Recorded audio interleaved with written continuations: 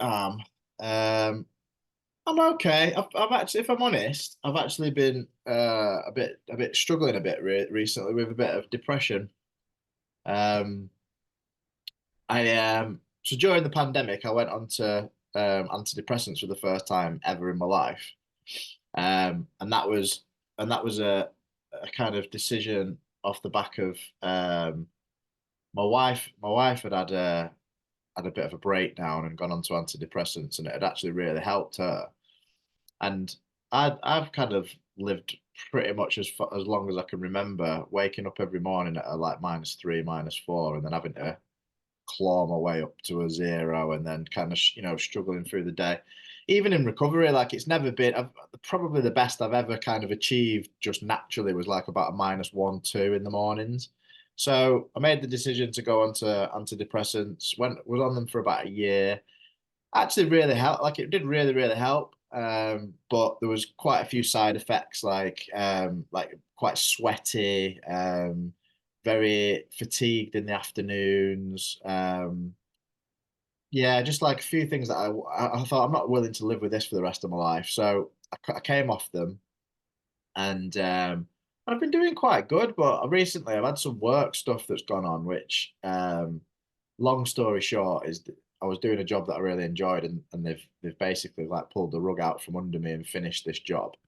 And I've now got to go and do something that I really don't want to do, and it's just really affected me. Like I just kind of, I wouldn't say I went into a kind of pit of despair or anything, but that feeling of kind of like walking through treacle with a heavy backpack on. I've kind of gone into that place, and I've been like that now for probably about a month or so, where I've just been really up and down. Like some days I feel terrible, and then other days I feel fairly well. And like today, I feel quite good.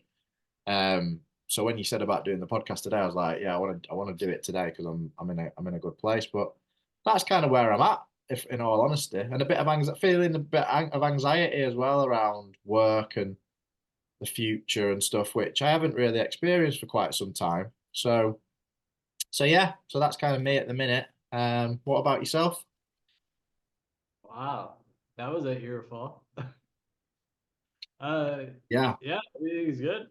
I mean, I've been busting my ass all year for like building this business that I've put together, and it's a lot of work. But like, didn't you begin your coaching stuff? I've passed my coaching accreditation now, so I'm officially a, a professional coach. 'Cause I could show you the whole workflow because we're brothers. I Yeah, mean, I have groups that I'm charging. I have multiple streams of income that I built this whole business on, yeah. and you're an honorary member of my group forever. Oh, cheers, dude. We're brothers. So I have a couple different groups, Yeah, but they're mostly because I'm a LinkedIn influencer. I have 110 or whatever thousand followers on LinkedIn. So yeah. that's where I spend a lot of my time, and then I use that traffic to get into for coaching, and I have one-on-one coaching, group coaching. I have a media company where Oh, I cool. where we build websites, marketing, do all the stuff. So it's all like one big crazy stress ball that I've been through, and Because the but last it's time, I mean, that's like massive progression from when I last spoke to you. Because the last time we actually spoke, or around that time, you'd moved from the island where you were living back home. You were staying with your mother for a while because I think your mum wasn't very well. Was that right? No, she's right. She wasn't well last month, but I did. I went back to Colorado and I was like, my mother, my sister, I was doing some house sitting. I just needed to regroup my brain because I was down in the South Pacific with a broken heart. And I had to like, I you can't, well, you can, you know, piece everything back together, but it's more challenging when you're in this isolated little dot in the middle of nowhere. And where I was like the only dude who didn't speak French on this small remote island in the middle of nowhere. And So I had to go. My family was like, come back to Colorado. So I went back there for, um, it was about 2 months, and just to regroup my head. And then I almost went to Bali. I bought tickets to Bali. I had my plane tip, one-way ticket, and Airbnb for 2 months, all booked. And then I realized that that's far. I have aging parents, and there's a big difference between a 3 hour flight and a 3 day flight. And so I came back to Playa, where I'm so happy. I love my Playa. And I've since met another girl. We've been together 14 months now. And she's taught me a whole, like a different way to love, and like this unconditional acceptance. It's really like I didn't know it existed. It's been kind of amazing.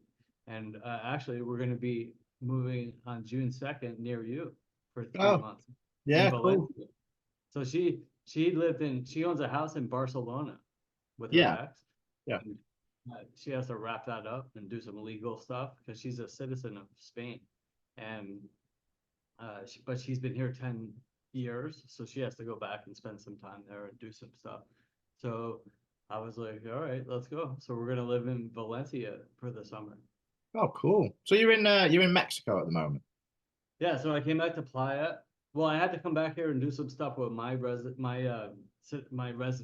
I'm a resident here in Mexico, and while I was here, I was like, I love Playa del Carmen, and so I've been in this place for like, God, we haven't spoken in so, has it been that long? Yeah, it's been that long. Yeah, yeah. Shit. Yeah, so I've been here since last like January, and uh, yeah, it's been great. But I mean, it's like I work a lot, which is awesome. I love it, and I go to the beach. I was just at the beach just like a half hour ago. So it's the morning there for you now. I'm sorry. It's the morning there for you now, isn't it? Is it first? What time is it now? Yeah, it's 10 o'clock here. Yeah. So you just went to the beach in the morning. Yeah, but I've been up since like 3:30. Oh, really? I get up early, I work, and sometimes I take a nap, I go to the beach, but I work a lot. And I have meetings. I have a couple more meetings after you, and then I have uh then I work, but maybe I'll take a nap. Yeah. And I have a lot.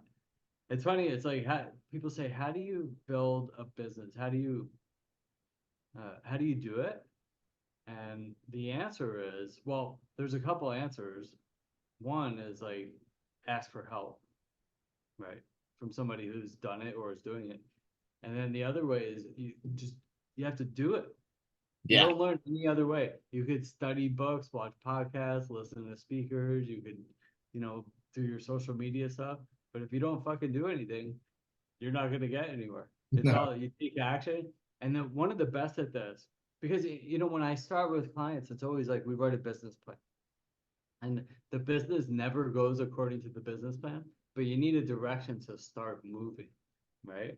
And uh, one of the best, like a lot of people will wait. It's that paralysis analysis Yeah. by analysis, whatever. Anyway, so you know, we're waiting for the perfect time. There's no perfect time. You just start. It's never going to be great. It's never going to be the perfect weather, the perfect amount of money, the perfect time, the perfect relationship, the perfect health. Like you just start and you figure it out. There's one of my favorite new sayings I heard last year, which isn't new. It was new to me. Was we build our planes in the air.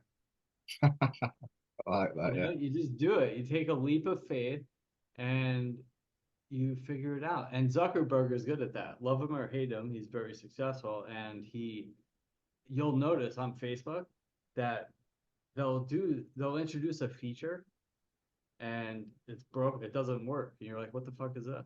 And then 3 months later, it's like part of our lives. And it's like we can't live without it. It's because he's known for this. He's like, you just if it's a good idea, you just do it. You try it, and then you work and you figure it out. And then all of Yeah. a sudden you're doing it. And so that's the way I'm doing it. And you know, I do this I also have been studying finance. Like I'm Let's just do it. I'm 52 years old. The clock's ticking. Hopefully, I like to think I have another 50 years left, but we'll see. But in the meantime, it's like, pretty soon, and it could be in 8 years from now or 80 years from now, we're gonna die, and we're going to sleep for a long time. Just enjoy the ride. Whatever you want to do, just do it. If something feels wrong, it probably is. Well, But some, that's why the stuff that's been going on for me at work has given me a kick up the arse to set up my own business. So, that I've literally just set up the website, which you've seen, and and I'm just kind of investing some money now into search engine optimization and getting some clients and all that kind of stuff and just starting from the very basics. But literally just what you just said, then I just thought I've just got to go for it. I can't sit around waiting for things to happen and for people to come to me. I have to go out and look for it. And it's it's the one thing of all the I got into the substance misuse field 10 years ago when I needed a real change in direction, and that was what really appealed to me, and that was great at that time. And now it's come to the kind of 10 years later, coaching is what really floats my boat. Like doing my coaching accreditation, I realized that that's where my passion lies. So I thought, well, I either need to get a job working for somebody as a coach or I do it myself. So I'm kind of throwing the mud at the wall at the moment and doing both really and seeing what sticks. But yeah, just doing it because that's what people do. People that I think I look around me and I think the people that are happiest are those that are doing the things that they enjoy for a job. Yeah, that's like I mean it's such a massive part of our lives that what 80% of our lives is spent at work, something stupid like that. So you've got to be it doing can be, something. yeah. If you're not enjoying it, then it becomes a struggle. And then that's Yeah, where health problems happen, relationship problems, like it bleeds into your life. yeah, But work is inherently stressful. So but it doesn't have to be crippling or destructive. That's the difference. Like work should be challenging. It should be, it's not going to be fun all the time. If it was, and we just work all the time. But instead, we want to go to the beach. We want to do. So I mean, like you have to learn how to manage this. The ones who become successful, super successful, it's not that they're like smarter or better or cooler than us. They just learn how to manage this better. yeah, If you wake up in the morning with panicking. Oh, I need this. I need money. This person said this. I'm taking this personally. I lost this client. I lost this prospect. And then you just lay there. You can lay there with the sheets over your head panicking, or you could just get up and figure a way through it. And that's what, dude, like Zuckerberg, we'll go back to any of these guys, Elon Musk, Jeff Bezos. You know how many walls they hit every single day? Every day. And if you, like, here's the thing with business, we start here, we get excited, we have an idea, and we're here, and we need to go here. And right around here, it gets hard. Right after you start, we need to go to level 100, and we're at 1. And at level 3, it gets hard. And hard is different for everybody. It's usually financially related, time, like you have another job, it's a side hustle, like whatever hard means for you. And then some people make it like here, like 20%, level 20. Very few make it to 50%. And then the ones you see up top are the ones that didn't quit. yeah, yeah, They learned how to manage their mind because all of the problems that we experience, all of them, every single one, we're not unique, right? We talked about that in the 12-step program we used to go to. We're not unique. Those problems that we have that are so crippling, the ones up here, they had all of them and more. yeah. They found a way through. Yeah, I mean, I think a lot of it is about refining, isn't it? Refining what's going on up here. Because one of the things I've noticed, especially, I mean, I've always known this about myself, but especially recently, as I've been trying to focus more and more on what I want to do, I noticed that my attention gets taken away to other things. So I've got like, I have like I have like a plethora of things that I'm interested in. Like I love music, I love DJing, I love mixing records, I love creating music. So that's something that I love doing. but I can't spend too much time doing that because that takes me away from doing this other stuff. It's like I love creating like video content and stuff. Like I can basically fall into the trap of procrastinating on things that aren't actually going to take me to where I want to go. They're enjoyable, like they're enjoyable things that I do, but they're not going to lead me anywhere. So I have to refine that stuff out and say, okay, well, if I'm going to do that, maybe I'll have an hour in the evening where I do that thing, rather than it be like hours and hours and hours. And because I get lost in things, I'll start to do something and I get completely lost in it. So and I'm like that with everything. So I need to refine down to the thing, right? Okay, I need to have a to-do list. What is it that I need to get done around this thing? I need to spend the amount of time on it that I agreed with myself that I'm going to spend time on it. I need to achieve those things. And then once those things are achieved, then I'll give myself a bit of a break to do this stuff. Um, and yeah, and Needs to be a just reward, not the main activity. So yeah, like there's a way that I deal with this with clients. So think about what one thing you said is actually a problem, the to-do list. The to-do list is a problem. And the reason it's a problem is because we know we have to do these things. And there's like we all have these impossible to-do lists. And some of them are 30 things long, maybe 50 or whatever it is. So it's overwhelming. So we don't do any of them. And that's where we end up any of number of distractions, drinking, drugs, porn, eating sugar, like all that shit. It's because they're distractions from doing what we're supposed to do because we're either overwhelmed, we don't know how to do it, we're afraid, whatever it is. So my solution for this, and this is how I deal with all my clients, if we have 30 things on our to-do list and none of them get done at the end of the week, so what we do instead is what I call the three things. And every morning when I wake up or before I go to bed the night before, I write down three things that I need to do in order for my day to be a success. yeah, Not four, three things only. Okay? They could be huge things, they could be small things, but they need to be three things. And if you do that, at the end of your three things, you can do anything you want. You can go have ice cream. You can go to the beach. You can go take a nap. You can watch Netflix. But you have to get those three things done. yeah, Or you could do four things. Now, what happens is at the end of the week, you have 21 things done versus zero of your to-do list of 30. yeah, And that's how you make progress. And that progress gives you confidence. And that's where when you talk about the law of attraction or think and grow rich, everybody's like, that shit doesn't work. Well, it works, but it requires action.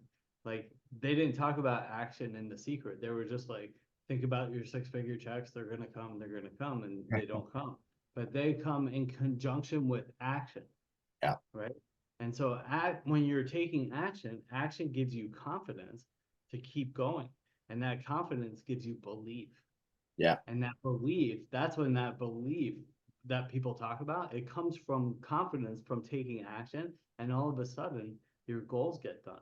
That's how it really works. Yeah, and it's interesting what you said about the to-do list then, because I've got one main to-do list of all the massive things, like there's probably 40 things on there that need to be done. But I do exactly what you just said. I take three things off that list, and in the morning I decide, right, today I'm just gonna get those three things done. And like you said, and it's not always, but it might be like mow the lawn, shave my head, rewrite my CV. It might be three things as simple as that, and I just get those three things done. And then, like you said, the sense of achievement is massive. It's like, okay, so I can tick those off the main list, go to the next ones, and yeah, that's what I was trying to say before. Is like, otherwise, I overwhelm myself. If I'm thinking right, I've got all this stuff to do. I'm never going to get it done, and I'll try and do 10 things in a day. It just becomes completely overwhelming, and before you know it, it's 3 o'clock in the afternoon, and I'm in bed because I need literally to have a nap to like to get some energy to go at it again in the evening, and then I'm ended up staying up late, and such a massive thing like getting a good night's sleep. I've realized. I mean, especially over this last month or so. I mean, I've always with and it goes hand in hand, I think, with depression actually, is I've always struggled to have like a set bedtime. So I like some nights well, it's very, very rare that I go to bed before midnight, but some nights it'll creep into like 1 o'clock in the morning, you know. As soon as I set my bedtime for like 11 o'clock and I stuck to it over the last few weeks, I felt so much better. And it's almost like it's like a recovery mindset, isn't it? I suppose. The problem is with it, I forget. I forget that how important it is to get a good night's sleep, and then it creeps back in again. And because I've not got somebody who's constantly telling me, look, you need to go to bed, you need to go to bed, you need to go to bed, it's all down to myself. It can quite easily creep into those late nights. Routines are powerful. I Yeah. mean, bedtime routine, morning routine, daytime routine, like they keep us like I'm sure you read Atomic Habits. Oh, it's amazing. That's my favorite book that I've read in years. Love it. Love Yeah. it. I mean, reread that, and everybody really should. That's what should be taught in schools, right? Yeah. And like, if we what we want to do is create systems to get us to our goal. If we focus on the goal, that's daunting. Whatever your goal might be, make it. Like I, we also do a vision plan with my clients. Write down your goal. If you want to have 8 figures in your bank account, write it down. And then we're going to work on getting you back out of that goal, and then you create steps to get that done. But if you focus on the 10 million or whatever your number is, that's big.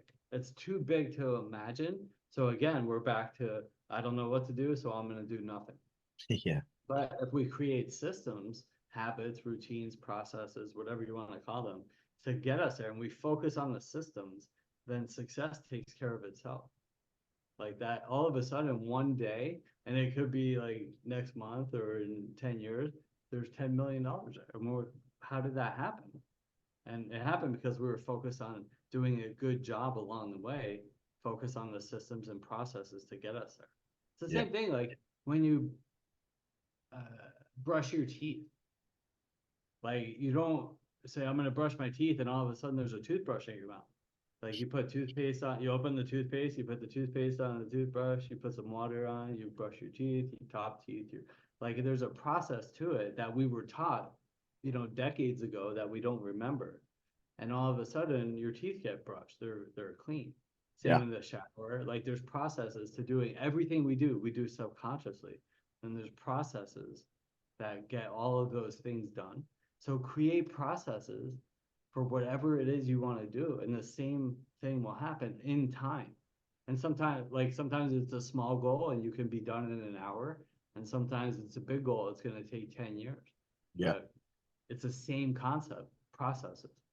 So what's your routines these days? Like, what's your kind of morning routine? Do you have one now? Yeah, it's the same as always. It's like I wake up and I have at least 2 liters of water, at least. And I'm working on my social media stuff. Well, when I get up, the very first thing I do is I use the Calm app recently. It helps me get settled and focus. But you don't need that. If you could sit still for 5 or 10 minutes, that's fine. But one of the things I realized recently about caffeine, which I need and I enjoy, is this. It's like as a former chef, I always like talk about food. And when we talk about salt, salt is not a spice. It's a it's an enhancer. It enhances the flavor of what you put on it. So if you put salt on meat, it tastes more like meat. If you put salt on chocolate, it enhances the flavor of the chocolate. So it enhances what you put on it. Same with caffeine. If you wake up and you're stressed out and you're full of fear and angst and you're not sure what direction your day's going, and you put caffeine on top of that, it's going to amplify your stress. Mm. It's going to amplify your fear. It's going to amplify your discontentment or whatever you're feeling. But if you wake up and get focused and centered, listen to the Calm app or pull up a YouTube meditation or just sit in silence for 5 or 10 minutes or whatever your time is, and then get going a little bit. If you put caffeine on top of that, it's going to help you stay focused and centered. Yeah. So it enhances your mood just the same as salt enhances food. Yeah. So it's like I'm careful with that when I wake up because when I wake up, I'm stressed out too, of course, because our mind is designed to do that to protect us. So again, it goes back to mind management. So when I get up, I drink tons of water. I do my Calm app. which is what I've been doing recently. It's changed so much over the last 21 years of sobriety. It's like I used to do different routines. This is where I am in 2024. And and then I don't eat and I exercise. I'll do like push-ups to failure. I'll walk around. I used to do my social media and just sit there because I'll do it for a couple hours because for me it's part of my business. Like I use like LinkedIn is where I am for anybody who is listening or wonders who the hell I am. That's where I spend most of my time. But it requires a couple few hours a day, and that starts early in the morning.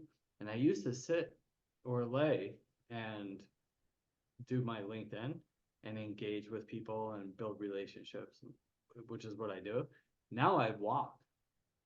I'll either walk around my apartment, or I'll go up on the roof, or I'll walk around the soccer stadium across the street, and I'll walk and walk. And by the time I'm done engaging, I'll walk like 8,000 steps Yeah. or something.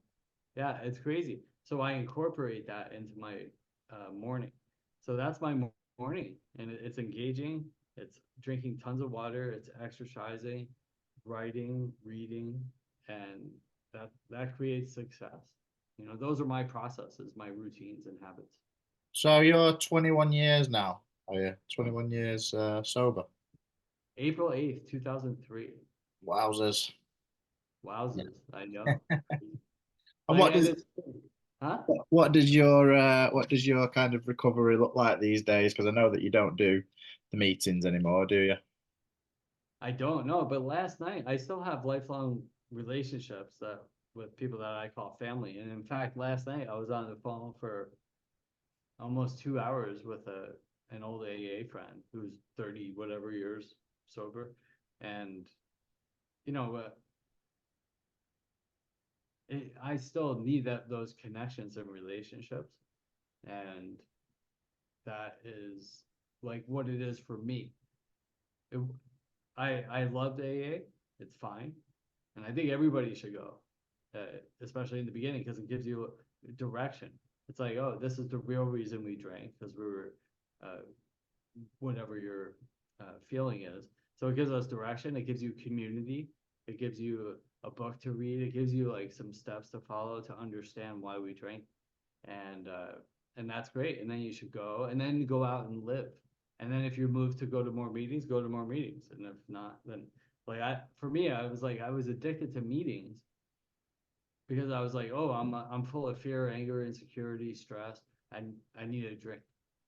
I'm full of fear, anger, insecurity, stress. I need to get stoned. I'm full of fear, anger, insecurity, stress. I need to go to a meeting. It was the same thing for me. And I was like, what if, because there's all this time spent at a meeting, I can learn coping skills like this, like my CBT, to get through a disturbing moment in 2 or 3 minutes instead of 2 or 3 hours. And then I can move on with my day and build my business and my dreams. So for me, it was much more successful on this side. And I haven't been to a meeting. I went through a divorce and other heartache and lots of life challenges. But I know that it's a life-saving program for Yeah. sure. But I still talk to people. I exercise. Like it's the same thing. My diet, my exercise, I work, I have purpose, and I talk to people when I need to. That's my program. Yeah. I think that's the kind of the biggest thing for me is the sense of meaning and purpose, isn't it? It's like what does your, like how are you as a person really? Kind of, because I mean, you can be one person in the rooms and then a completely different person outside of the room. It's about who are you outside of the rooms, and what do you? I mean, I was talking to a friend about this the other day, and I was saying that I've been lucky. Like I've been in the rooms now for nearly 15 years, and I've been very lucky that well, I wouldn't say it was luck actually. I'd say it's down to just like you said before, it's putting in the action. It's just work, isn't it? Like I do what's required to keep myself sober. And I don't really go to the meetings anymore for myself as such. I kind of go there now, really, just to kind of give a little something back. So, Like if I go there and I don't really do many service positions, but I'll go and I'll share, and I feel like I've kind of given something back if I go and share, and I just kind of keep in it a little, like I'm not in it as much as I used to be, um, but I get what I need from it at this moment in time, and my recovery is very, very different than it was a couple of years ago, and it's very, very different than it was 10 years ago, and I think it just evolves, and whatever works for you is cool. It's like the place you've come to in your life with it is just cool because you're fine, because you're doing well, you're excelling in life, and that ultimately that's what we all want. But I still get a bit of a sense of meaning and purpose from going to the meetings, but then I get a lot of meaning and purpose from the things that I do outside of the rooms as well. Like this podcast, for example, the reason why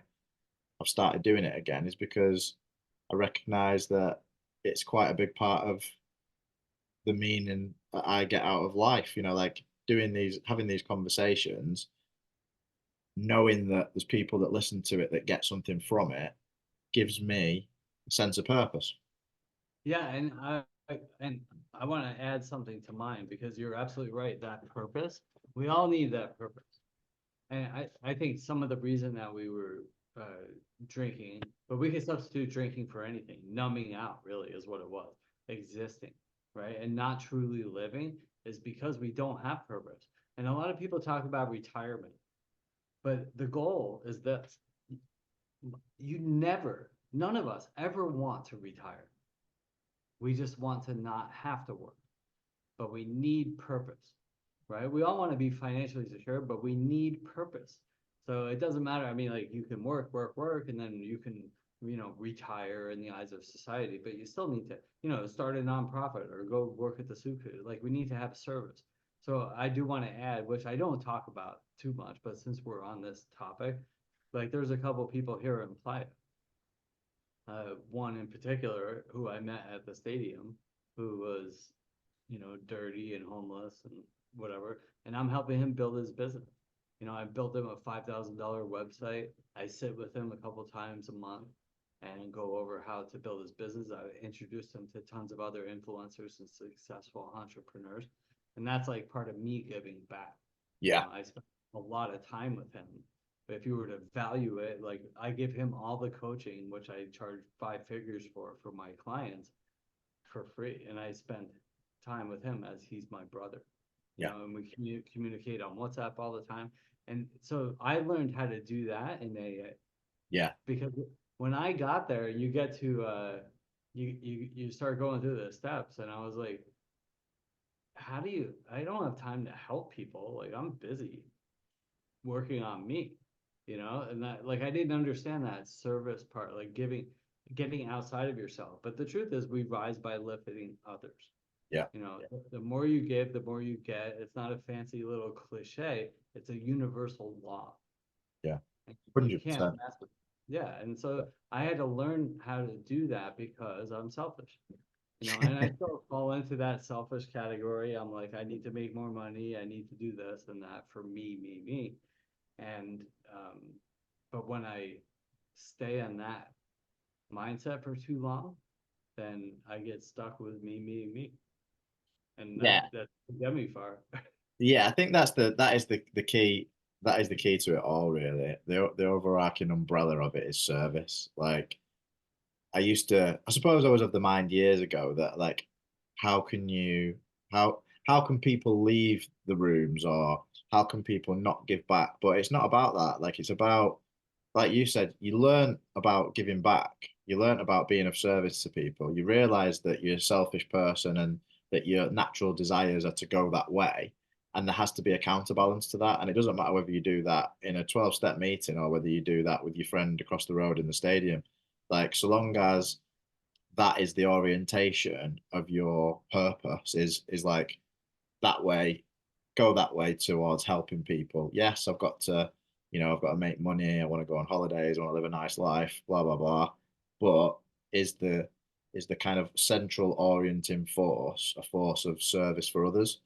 Then that's how that for me is like that. I know that if I'm sponsoring people, or if I'm coaching people, or if I'm giving 20 quid to the person, the homeless person on the street, whatever it is, so long as that is the guiding principle that I orient my life with, then things will work out okay. The only caveat to that, I think, is that it's really hard to be that way.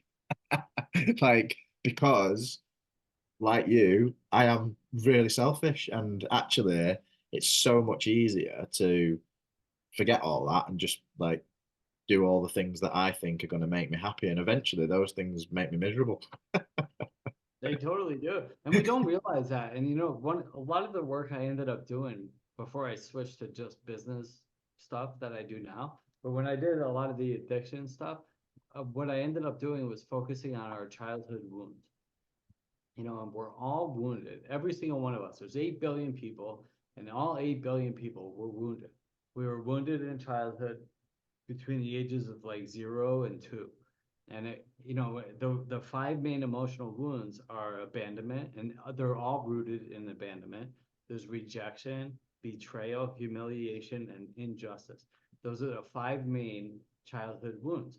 And when I say those, a lot of people are like, "Oh, I remember like in high school, I was rejected by this girl, and blah, blah, blah, so I had this rejection wound." But the truth is, there's a couple things. Truths. One is that's not when it happened. That could have been a contributing factor to something, but it probably happened when maybe you were 6 months old and you wanted your mom to pick you up because you were afraid of something. And in that moment, maybe she was doing the dishes and she couldn't pick you up in that moment and you got wounded. And when we're babies, what do we do when we're wounded? We cry. And as you get older, we stop crying as much, right? And so, but we do is we learn new coping skills and we act out in different ways, such as drinking. I don't want to be rejected, abandoned, betrayed. So I'm protecting myself with this band-aid of alcohol or this band-aid of weed or whatever it is that you're protecting yourself with so we don't get wounded again. It's Yeah. painful. So what happens is as we progress in life and we don't grow up, which is basically what sobriety is, it's not about not drinking, it's about growing up. And if we don't learn how to grow up, what we have is, which is a lot of people, we're going through life as a 5-year-old. And then if we don't learn how to grow up, we get into relationships. And then if your partner hasn't grown up either, now you have these, quote unquote mature people that are 40, 50 years old, they work hard or whatever, and they get into fights. And you have two 5-year-olds fighting with each other and not getting anywhere. And this is how a lot of relationships are broken.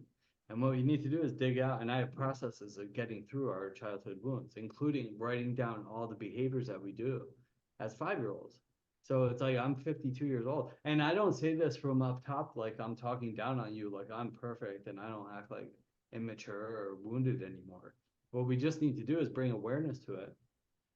Be like, all right, well, I have the fear of abandonment too.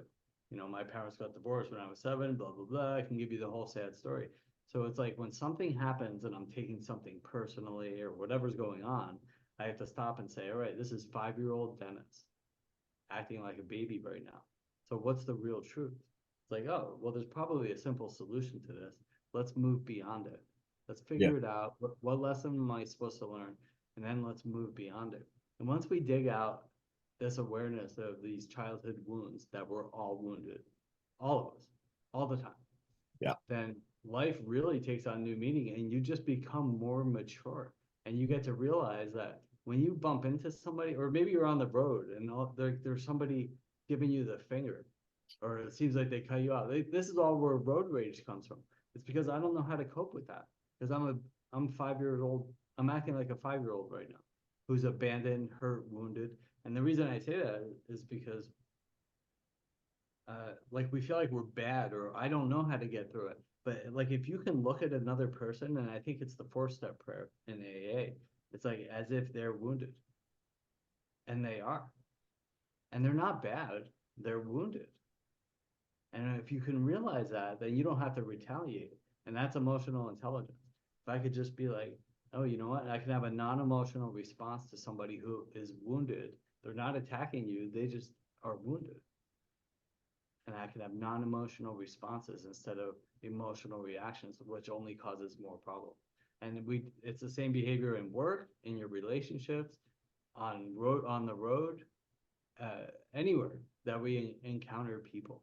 But if you It's can get to that, predictable. if you can get to that place, you're a very emotionally intelligent person, aren't you? If you've mastered that ability to respond to people in a compassionate way. I was just listening to my Joe Rogan podcast earlier, actually, and he was said one of the things that he does in that kind of situation when somebody's being a dick, basically, is he always immediately thinks of them as a child, as a baby, and like, and that's exactly what you're saying. You know, it's the same thing, isn't it? When did you make the shift then from kind of working with a lot of people in addiction to just purely concentrating on business? It was about 2.5 years ago now. Well, it was about 2 years of strictly business. And what happened was I was helping people. This really, it like hit me. I was helping people get sober and change their lives, and I was helping them build businesses like mine. And I was like, wait a second, because at some point I had like 30 clients, addiction clients, and it's a heavy space, Yeah. Yeah. one on one every week, and it was a heavy space. A lot of people weren't successful. People ran out of money, and like it was like it was tough. One guy killed himself, so it was like it's a heavy world to live in. And then so a couple of these people started businesses and they were successful, and I was like, wait, I can make more money, work a little less, or not less, but different. And and I love business. And it was like, it was time, I want to say after almost 20 years at that point in the world of addiction, it's like I want to move beyond that. I on in terms of it just got such a heavy lifestyle to live Yeah, world I get in it. that world 24/7. Like like go to meetings, if you want to, but like an hour a day, but then to be in that constantly as your business, your podcast, your clients, your social media, everything is addiction recovery. And then like I would go to a party, and it always, whenever you talk to people, there's always, it's the universal icebreaker. Oh, what do you do? And I'm like, oh, I'm a coach. And they're like, what? For, I'm like, addiction recovery, alcoholism. And they're holding their beer. They're like, well, I don't drink that much. And I'm like, I don't care. Like, do whatever you want. But I just got tired of living in that world too much. Yeah, It was overwhelming. yeah, I get it because I mean, as I said, that's pretty much probably what's going on with me right now is 10 years working in the substance misuse field, and it's heavy. It is heavy. It's like it's wonderful to because people ask me, oh, what do you do for a job? And I tell them, and they go, oh, that must be really rewarding, and it is rewarding, but at the same time, I think when you've been in recovery for quite a long period yourself, and it just isn't a factor in my life anymore. Drugs, alcohol, any kind of addiction, and maybe sugar. I've always battled with sugar addiction, as we've spoken about many times. But it's nothing like it used to be. It's not like even my wife would say like, God, compared to what you used to be like a few years ago, with the amount that you used to binge on chocolate and stuff like that. It's just not in my life in that way anymore. But because I work in the field, it's constantly there, and it's like, and especially when you're dealing with like my team, um, support people that are like the lowest bottom, alcohol drinkers, and the team before that was homeless people that were heroin and crack cocaine users, and it was just dark. Like the whole thing, that whole world is very very dark, and most people don't have any inkling as to all the things that go on in that world. And when you're kind of faced with it all the time, plus there's the deaths, like you said, the guy that died. I mean, I've had about four deaths in the last couple of months, and it's just like you just think, oh my God. And whereas coaching and like like you said, like business, especially like when you get up to the level of like executive coaching and stuff like that, it's much more positive. It's much more kind of, you know, um, goal oriented, and like there's just a positivity around it, and you can have a session with somebody, and at the end of that session, you feel not only do they feel great, but you feel invigorated yourself. Yeah, it's like, Yeah. you Well, know, and it has its own challenges because it's work, but it's just you have to choose your hard, right? I'm sure you've seen that. It's like life is hard. It's like having a relationship is hard. Being single is hard. It's hard having credit card debt. It's hard managing your finances. It's hard going to the gym every day. It's hard being 50 pounds overweight. It's like you have to choose your hard. Like what hard do you want to do? yeah, There's no way out until you die. And then after that, you just go to sleep forever. So it's like choose your hard, something that fills you up. It's going to be challenging. There's going to be days that suck, but you just do it anyway. yeah. And that's The joy is in the struggle as well, isn't it? I mean, like the actual, yes, it's the who we become along the way, right? The money is extra. It's like yeah, I have to tell you, like when I get up every day, I'm never like, fuck, I hate what I'm ever. I love my life. It's great. I live 2 blocks from the Caribbean and I get to meet with people and I have talks like this every day, pretty much. And then I have clients, I have prospective clients. I have an amazing girlfriend relationship. Like but I had to put this together. Like who you're seeing or listening to right now is not who I was 20 whatever years ago. no, Like it's a completely different man. And it took time and effort to get here. A lot of tears and like it was definitely a bumpy road.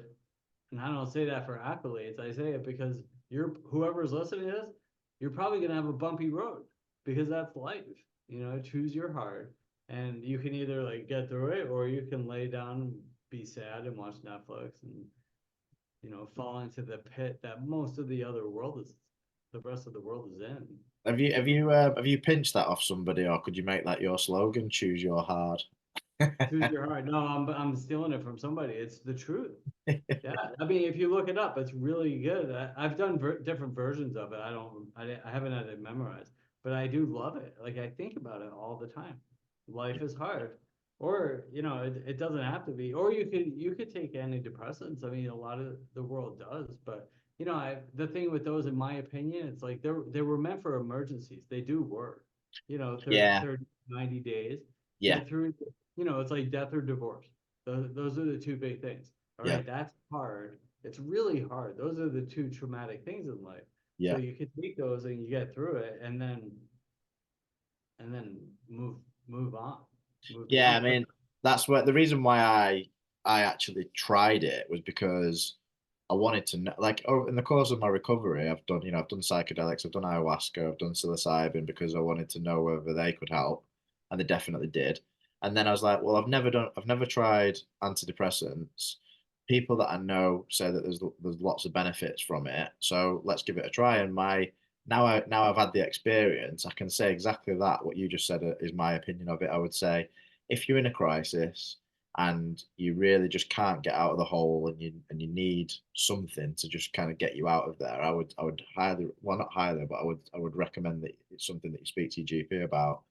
Um, but it's not a long-term solution at all by any stretch of the imagination. And I think anybody that stays on them for years and years and years, I think that you're depriving yourself of a your own emotions, because it completely numbs out your emotions, both the joyful and the depressive emotions. So you're always somewhere in the middle. Um, and also it deprives you of growing past it. Like, it's like now, it's like recently I've been going through this kind of like bit of a depressive state, but I know now that I'll come out of it. Like I don't. Whereas I used to go through it before, and I used to think this is just like I could never see a way out of it. Whereas now I know, this too shall pass. Like it's gonna pass. It is what it is, and there'll be happy times ahead, and it's like I just got to accept that that is the way that I am. That is the way that my brain is, and maybe Who knows? Maybe it's like maybe there needs to be more ayahuasca therapy further down the line. Maybe there needs to be like more exercise. Like I do loads of exercise as it is, I'm a jiu-jitsu practitioner. I go to the gym pretty much every day, but maybe there needs to be a bit more of that. I've just started like recently got back into doing saunas again, and and as a result of doing the saunas, I'm taking salt, like I'm having mineral salt as well to replenish my electrolytes and all that kind of stuff. There's all these things that, you hear them on podcasts and you think, okay, I'll try that, I'll try that, I'll do this, this supplement, that supplement. And it's always like trying to just kind of be better and get better and feel better and eat more healthy. And, like, I think that that's a key to being generally happy as well is like never just resting on your laurels and thinking, yeah, I'm done now. This is me. Yeah. There's no arrival point. Like it's like all those things. Those are all cool. I mean, some of them are like silly, but it's like, yeah, you listen to a podcast. You're like, yeah, do the mineral salt. Like do all these things. Those are all experiences that life have. And it's funny. Over the last, I had a cookbook my mom gave me that was my grandmother's from like the 30s or 40s, from like 90 years ago, and they were like in there. And at the time it was recommended that you eat a half a stick of butter every day. It said that in the thing. It's like a half a stick of butter every single day. Oh my God.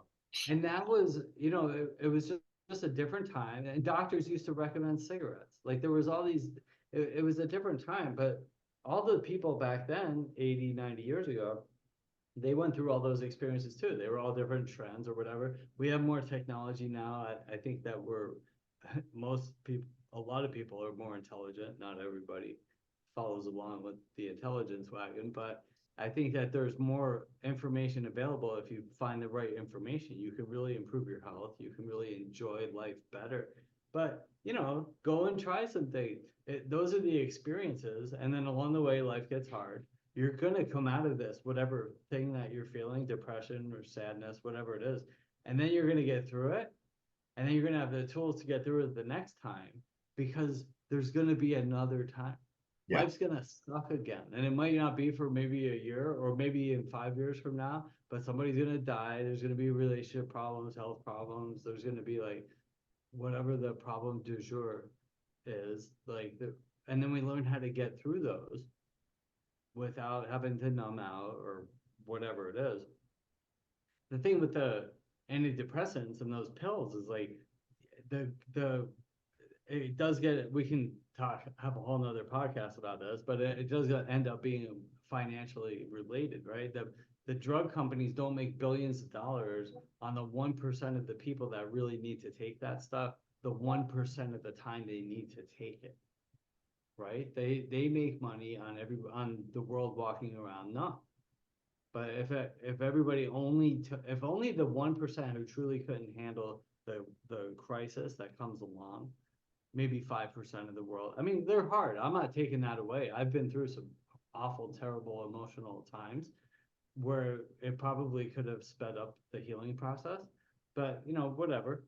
So for 30 to 90 days, you take those things. When my stepmom had cancer for the second time, it overwhelmed my dad. And my dad doesn't drink much. He doesn't never took drugs or anything like that. It was too much for him. So he got on those things, and it was for 90 days. And he's like, that was it. And it helped get him through that pain of like he might lose his wife of 40 years, So, and then you move beyond it. But the drug companies want you on those things forever because that's how they make billions of dollars. But it's like having the awareness, doing the growth, reaching out. Like that's where having a coach comes in. Like doing what you do, the emotional coaching. And I still have clients, sobriety and addiction clients, because I get referrals. I don't do any marketing for it, but I take them on because they're referrals, and it brings me back to where I go. I have 2 clients right now that are addiction clients. So it brings me back to the basics of like where we're supposed to be. Oh, this sucks, but we're gonna get through it. And in 3 months, something else is gonna suck, and you get through that. Did you ever read The Subtle Art of Not Giving a Fuck? Yeah. Off your Yeah. recommendation, yeah. Yeah, I love that book. It's like everybody should read that book. And in it he goes, 100 years ago, Grandpa would wake up and be like, God, I really feel like a piece of shit today, but that's life. I have to go out and work and work in the fields because otherwise we don't get to eat this year. Yeah, And that's it. And yeah, I'm paraphrasing that. But that's it. It's like life used to suck. So we found some ways to get for life to not suck and be so painful. yeah, But some of them we just carry too far. It's the excess now that's causing most of the problems. Excess eating, like people were dying after the Great Depression. So we started making food and making food that our bodies don't digest.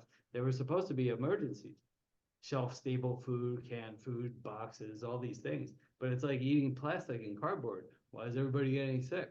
Well, you're not even eating food and you're eating too much of it. yeah, That's why everybody's getting sick.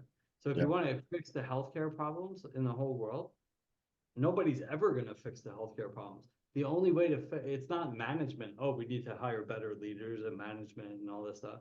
None of that matters. The only thing that's going to fix the healthcare system is removing all the things that are making people sick, yeah, like Snickers and Budweiser and cigarettes and all this shit that billions and billions and billions or trillions of dollars a year contribute to making people sick. If you remove those things, we won't have a healthcare problem anymore because now we have medicine to keep you alive till you're 120. yeah. But that's never going to happen, is it? Because it's just Never. the racket of it. I mean, like the food industrial complex, the pharmaceutical industrial complex, the military industrial complex. It's like there's just this conglomerate of like just, and it's like Evil Corp, isn't it? They're like in one of those movies, Evil Corp. Can't remember what it was, but it's just all that stuff. And the only way that I see out of it is actually just through self-awareness, through the The like only way. that's the only way because you become aware of you become aware that this is the situation that we're in, and then you've got to find your own way out of it. And like with the food, for example, the only way to get out of that with the food is to stop eating it. It's as simple as eat fresh produce. That's the only way. That's the only way. And not that I'm saying that I've ever managed that, because I haven't, because I still eat crap from time to time, but that's the only way, isn't it? And It's the only way. If people stop buying it, then they'll go out of business. yeah, But that's not going to happen because they're addicted to it. yeah, yeah. But having said that, though, what I have noticed over the last few years, especially since the pandemic, is a lot of healthier foods. It's like this water that I'm drinking here. So this, I don't know if you can see it on there, but it's a sparkling water that is Yeah. like a flavored sparkling water. Well, this is um like as soon as it's out on the shelves, as soon as they put an offer on it, it goes completely, like it's off the shelves. So everybody wants to drink and eat healthily, and if those foods came, if when those foods come, people do buy them. But the problem is there's just too much of the other stuff on the shelves. If that stuff was replaced by healthier stuff, I think people would eat it and they would drink it. But when they're faced with the option of, like you said, the Snickers, that's a couple of dollars for 8 bars of Snickers, or a packet of chicken that's $3 for one packet of chicken, they buy the Snickers, and it's hard. It's hard to navigate, isn't it? But your own awareness of it, like we became aware that alcohol and drugs was a problem, and we took the necessary steps to do something about it. And it's about having that same mindset with everything else. It's like go to the gym, go for a run, because you know that being overweight, being unhealthy isn't good for you. Eat as healthily as you can. Yes, have the odd snack from time to time, but generally 90% of your diet, try and eat healthily. Meditate, get a good night's sleep, read, like all these things that we know are good for us. I mean, another one that I've started doing off the back of listening to a podcast the other day, which you do it every day anyway because you live near the beach, but I do it now, go into my garden and I do earthing. I just stand on the grass, for 3 minutes, a minimum of 3 minutes every morning, and I just stand there. I drink my cup of coffee, and I just stand there, and I know that it's good for me, like. And if somebody was like curtain twitching from the next door neighbors and we were looking out thinking, what's he doing? They probably think I'm crazy, but I know that it is going to have some sort of a positive effect on me during the day. So I do it, you know, and this is the things like these are the things that I do. I just try and do as many healthy things as I possibly can. Um, Yeah, and that's it, and it adds that's it. up. Yeah. You just do the best you can. Something's gonna kill us at some Yeah. point. I like to the thing like we do spend maybe I obsess a little too much about the taking care of myself, but you know, I'm enjoying the ride. And people are like, "Oh, you could get hit by a car tomorrow." Yeah, I could, but until that happens, like I feel good. Like I don't want to just exist. I don't want to be like fat and unhealthy and unable to walk up the stairs. I enjoy feeling good. Yeah. And I want to enjoy the rest of my time, whether that's the rest of today or the next like 5 decades. I want to enjoy the time as much as possible. Like we don't have any real problems until you have a health problem. Now you Yeah. have a problem. It's Yeah. like when you're healthy and you feel good, you can make more money, you can find a new relationship, you can travel, you can do anything you want. When you have a health problem, now you have a problem Yeah. because now you're limited in what you can do. You might Yeah. not be able to make more money. You don't have choices anymore. So health really needs to be a priority. And if you obsess over anything, obsess over your health. Yeah, absolutely. So what would you say, kind of like in your worldly wisdom, 21 years of recovery, what do you think would be your main priority at this stage in your life now? Are you saying that health is your main priority? It is my main priority because I did, I again, I don't speak from up above. I speak at eye level, but I will say that this last year, like really I was like at the last 18 months of putting like I'm gonna build this machine, this business machine. I was able to figure some things out about how to build it, and I was like, wow, it was like the Matrix, like opened up, and I understood like where everybody is struggling to make their business work because there's so many coaches, there's so many online businesses. 10 years ago, there wasn't. So No. you could just start a business, you could put up some posts on Facebook and make money. It doesn't work like that anymore. And most people, even influencers, I have influencers with 200, 300,000 followers that call me because they don't know what to do with their following. They make less than $500 a month on online because it's a lot different now. So I was able to figure out how to do it. And so because of that, I was like, you don't know how many chances you have in life. I had another successful business 15 years ago selling rare coins, and I made a lot of money, like more than you would think.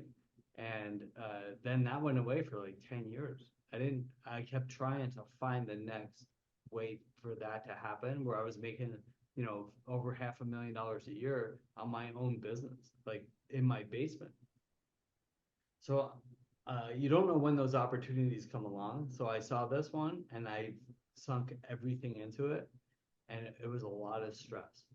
And I was doing some emotional eating, and wasn't sleeping as much as I should, and I was this and I was that, and so I had some health things creep up that scared the shit out of me. So I'm back to making health number one.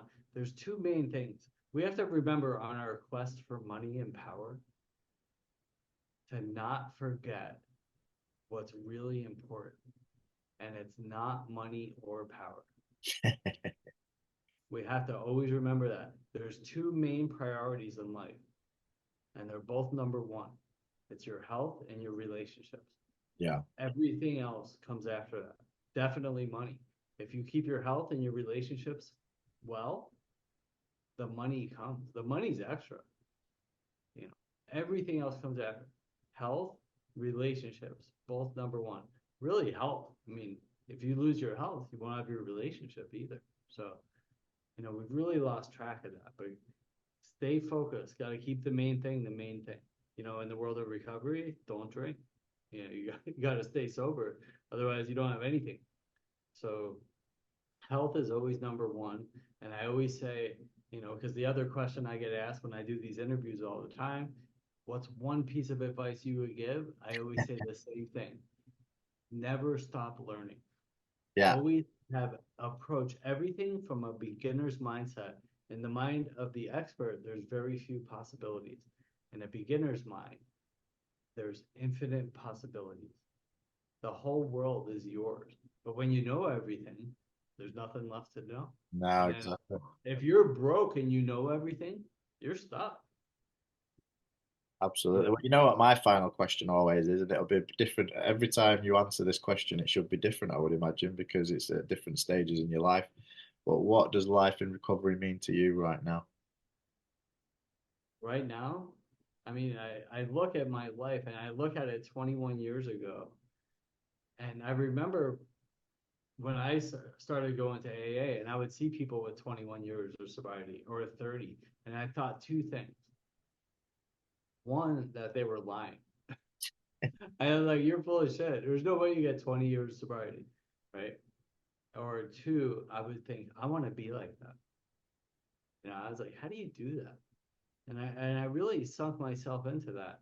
And I said, I want to have 21 years or 31 years of sobriety now, but I would have sold myself way short because it's the same thing we said. Having the $10 million, it's the same as having the 20 years of sobriety. It's not. That's like the accolade. That's the extra. It's who you become along the way. Yeah. If all of a sudden you could be zapped up to 20 or 30 years of sobriety, you're gonna miss all these experiences, the good, the bad, and the ugly. Those are all what makes you today. It makes me capable. All those experiences, the broken relationships, the money problems, the health problems, they made me who I am today. And I love me today. I love who I am today. And it took a long time to be able to feel that way and say that and mean it. And so that's who it is. That's what it is. It's like feel the feelings. Use those to grow to the next level. If you don't, if you numb out along the way, you're not going to get here. Because the failures, the mistakes, the pain, that's getting through that is what gets you here. Yeah. Yeah. We do there in that book. Those who haven't read The Subtle Art of Not Giving a Fuck, read that book. And it's like we happiness doesn't come from avoiding problems. It comes from solving problems. Yeah. When we avoid problems, the avoidance causes more fear, stress, anxiety, sadness, whatever it is. When we find our way through problems, we become happy. That's when we go and we tell everybody, hey, I fixed this problem. I did this. I accomplished this because you got through it. So when there's a problem in front of you, our problems and mistakes, failures, they're our greatest teachers. Like if there's something in front of you, we view failure as the end of the world, but it's not. You know what failure means? Check this out. This paradox. Failure is not the end of anything. It's the beginning of a new thing. Yeah. It's like, oh, I don't know how to do this. Oh, I need, or the money fell through, or the relationship, whatever it is. It's the beginning of something new. It's not the end of something old. Yeah, and And the when important thing you, is that how you bounce back from that, isn't it? Like, do you need to let go of that thing, or do you need to improve that thing? But it's how you bounce back from it, you know? Where does yeah, that and then then lead you to? that's how you learn, and that's how you improve and become a better person. It Yeah. doesn't happen any other way. Yeah. If everything's going well, if you have enough money in the bank, the health's good, the relationship's good, why change? Exactly. Yeah. Yeah. There's Well, no reason to grow. I'm really glad that you're in a happy place because I know you've been through quite a lot of ups and downs over the last few years, and it's good to see you doing really well. Yeah, and I love talking with you. We can not make sure that it's not another year and a half. No, it won't be. Well, hopefully we'll be able to hook up in Spain this year. Yeah, I'll be there in a month. Cool. I might And have then to. the Olympics. I think we're going to the Olympics in France too, in Oh, Paris. amazing, Yeah, amazing. Well, I might have to pop over and see you in Valencia. of That'd, course. that'd be amazing. Cool, man. Well, thank you very much for taking the time as always today, and I will. I'll hopefully see you soon. Yeah, I love you, man. We'll talk soon.